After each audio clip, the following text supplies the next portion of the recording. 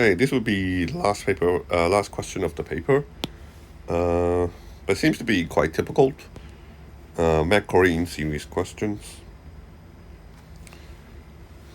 Now, it's oftentimes like this, right? The last question is very often differential equation of Macluarin series. So it's fine. So first we want to use induction to find the nth derivative of fx.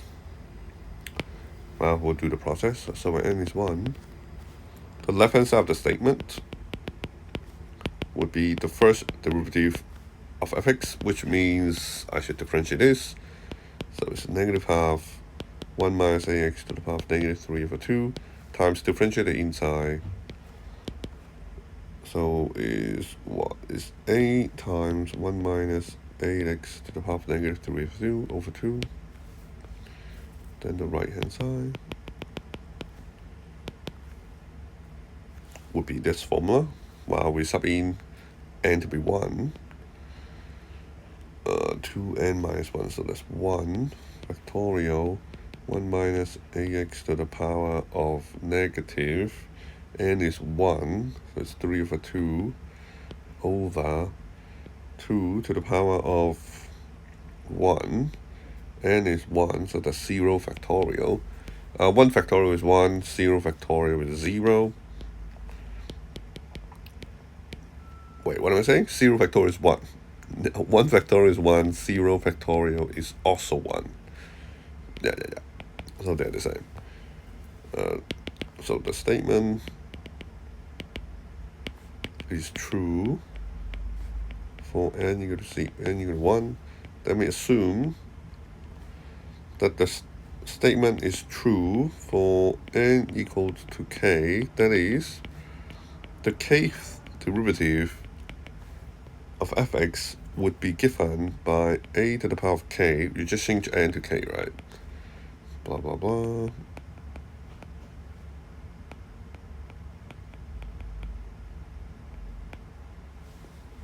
So,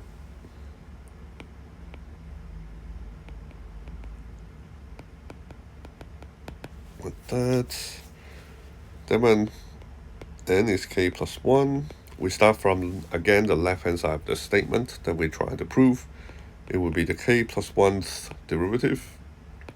But the k plus 1th derivative is really the derivative of the kth derivative. Okay, so we really want to differentiate this. This is the k plus 1th derivative, right? Which should be easy. The only part that have x is really this part. So the rest are just constant. I mean, they're coefficients. The rest are just numbers. So we differentiate that. We drop the power. Boom. And then the power would go down by 1. I'll just write minus 1 for now. And then chain rule, so times negative a over that. So what? Negative and negative cancel out. A times a to the power of k. So a to the power of k plus 1. This over 2. This over 2 can go down. So it's 2 to the power of 2k. Alright, so at the top we have k minus 1 factorial times 2k plus 1. So notice I can't really multiply it in yet because the 2k is missing to make it 2k plus 1 factorial. Oh, that is annoying. So the bottom also have k minus 1 factorial, and then the powers. The powers should sort them out, right? So I just add the 1 to it. So it's negative 2k plus 3 over 2.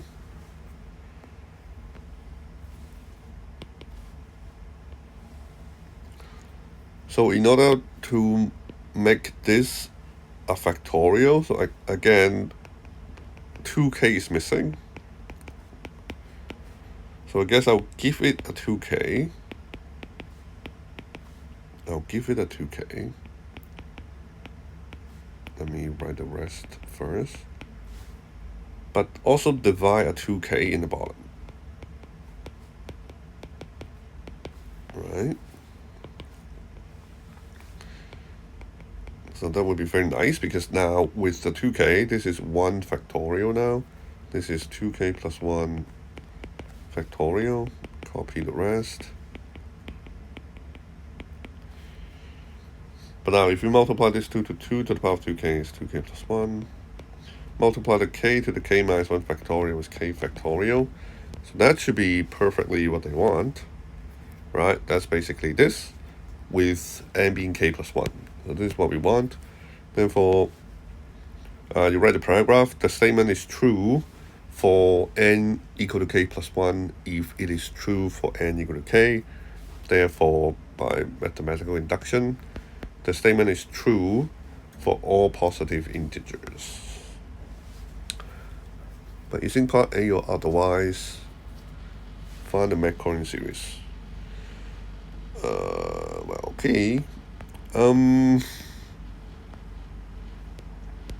They want to up to x square. So what I mean is we need f0, f prime 0, and f prime prime 0. What's f0? Well, actually, what's the function?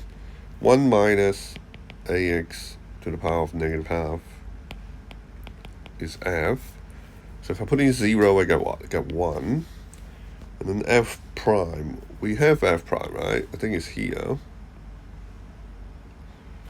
So if you put in 0, we get what? A over 2. I guess the problem is prime prime. To get f prime prime, we need to put n to be 2 into the formula that we have proved.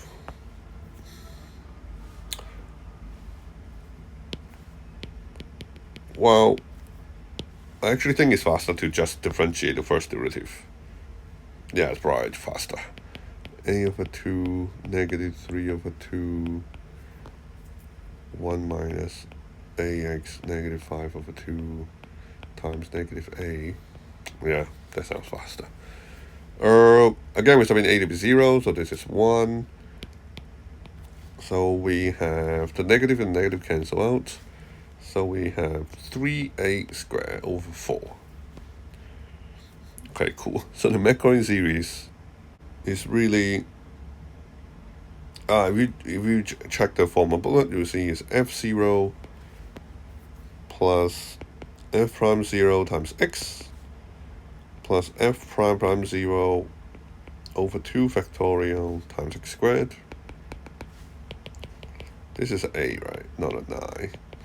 3a squared over 8. Okay. Oh, they actually gave us the answer to check. Okay, I think I'm right.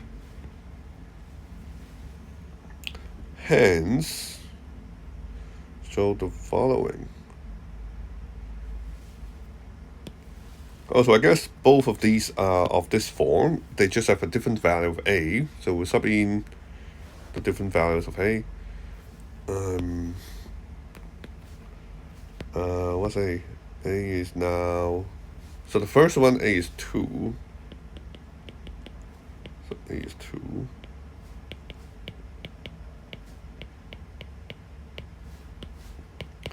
The second one, a is 4.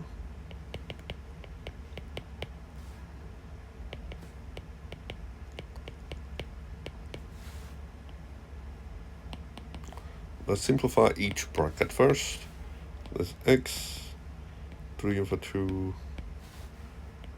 2x, 6. We want to expand up to the x squared term, so we will stop at x squared. So 1 times 1 is 1, 1 times 2x is 2x, 1 times 6x squared is 6x squared, and then x times 1 is x. X times 2x is 2x squared. Now you see the next one, I'm supposed to do x times 6x squared, but that gives x cubed. that we don't care, so I won't do that. And then next, and then the rest are of higher power, so we don't do that. 1 is 1, 2x plus x is 3x, 6x plus 2 is 8, plus 3 over 2, 19 over 2. They want everything over 2, right? So it's 2 plus 6x plus 19 over 2.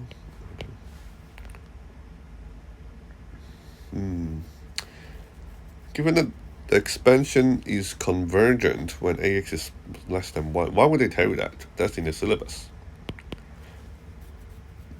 Suppose the restriction.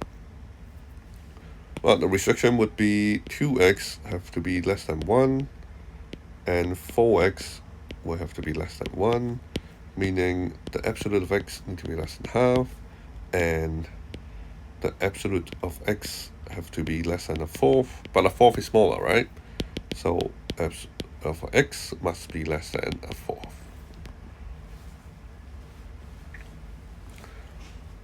In particular, use 1/10 to approximate the value of root 3. So notice 1/10 is actually smaller than 1/4. So it will make the expansion valid. So usually the way to do this kind of approximation, as long as the value of x is actually valid, would be just subbing x into these, into like both sides. So the left we have 1 minus 2 over 10 of negative half, 1 minus 4 over 10 of negative half. And by the expansion, it would roughly be, that's why this is an approximate, 2 plus 6 over 10 plus 19 of 1 over 10 squared, so that's 100 over 2. 2 now is 1/6, 1 minus that is 4 over 5. Wait, are we approximating with 3? Why do I have some 4 over 5? Well, I guess we'll see. Then this is 2/5, so 3/5. Oh, that's why the 2 root 5 would,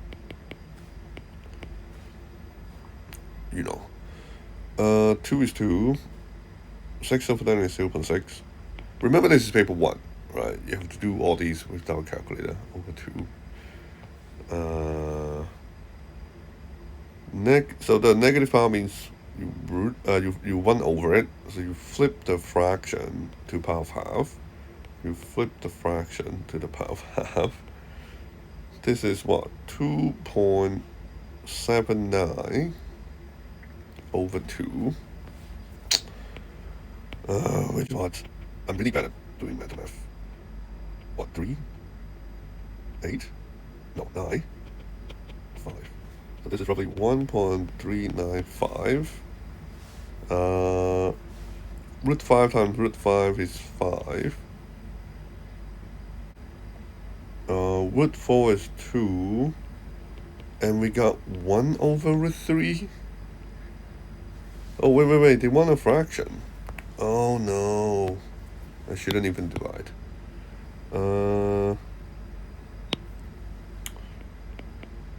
That's very annoying. These two cancel out, so 1 over root 3 is roughly 2.79 over 5, which is 279 over 500. So root 3 is roughly 500 over 279. Well, it's a paper 1, so there's no way we can check. So I'll have to trust myself. But had it been a paper 2, then yeah, that's roughly with 3. Yeah, close enough. Okay, so not bad. Yeah, again, even though it's the last question, but Macluarin series really can't be too hard, usually. Unless they ask some really, really unexpected things. So I think this is quite good for getting marks in the exam.